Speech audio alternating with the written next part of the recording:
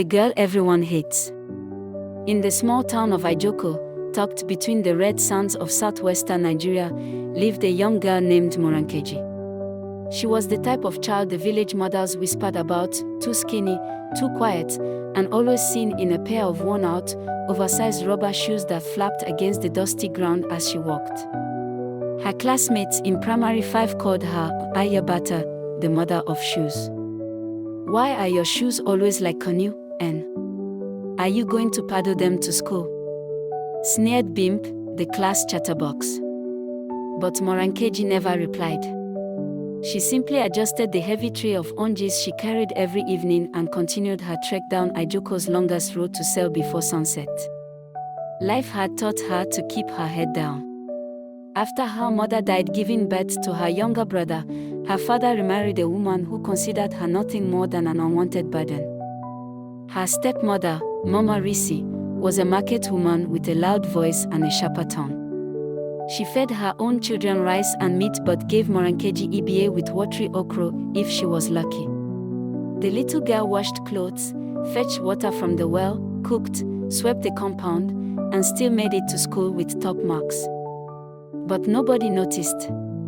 Not her teachers, not her stepmother, and certainly not the people of Ijoko who saw her as just another poor girl with no future. One rainy afternoon, Morankeji was walking home from school, soaked to the bone, her textbooks wrapped in a torn nylon bag. Under a mango tree, she noticed a car with a flat tire. A woman stood outside, frustrated and trying to call someone. "Auntie, should I help you look for a vulcanizer?" Morankeji asked, shivering slightly. The woman, surprised by her boldness, nodded. "Please, my dear." Morankeji ran off in the rain, returning minutes later with Bobatond, the old vulcanizer who fixed the car. Before leaving, the woman gave Morankeji 500 naira and asked her name. "Morankeji Adeyemi," she replied. The woman smiled. "You're a smart girl." That woman was Mrs. Fadik Ogonlona, the founder of a non-profit that gave scholarships to brilliant girls in rural communities. 3 weeks later, a letter came to Ijoko Primary School addressed to Morankeji. The headmaster read it 3 times before calling her to his office. "You've been offered a full scholarship to attend Hopefield Girls College in Ibadan," he announced, looking at her like he was seeing her for the first time. Bimp stopped laughing after that.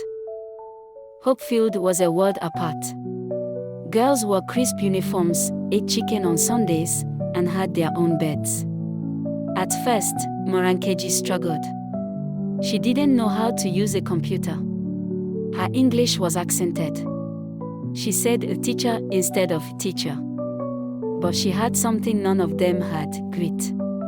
She spent nights in the library. She read old textbooks like they were gold. And slowly, her light began to shine. By JSS 3, she was top of her class.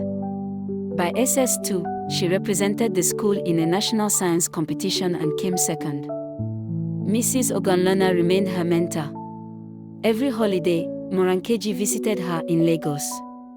The woman taught her how to speak confidently, how to write essays, and how to think like a leader. When she applied to the University of Ibadan to study engineering, she wrote in her application, "I want to build machines that make life easier for women who still fetch water with buckets on their heads."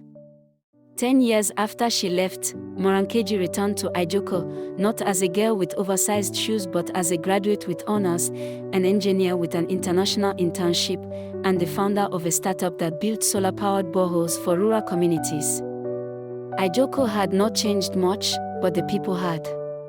"She's the same girl," the headmaster whispered during her speech at the town hall, the one they used to call Ayabata. Morankeji donated a borehole to the school. She gave scholarships to 5 girls, including Bim's younger sister. Her stepmother tried to embrace her, saying, "You know, I always knew you'd be great." But Morankeji only smiled politely. She had learned the hard way that respect, once denied, must be earned, not begged for. Final chapter. Respected and remembered years later, people in Ijoko told their daughters, "Read your books well like Morankeji." She's now in Abuja, advising the Minister of Science and Technology.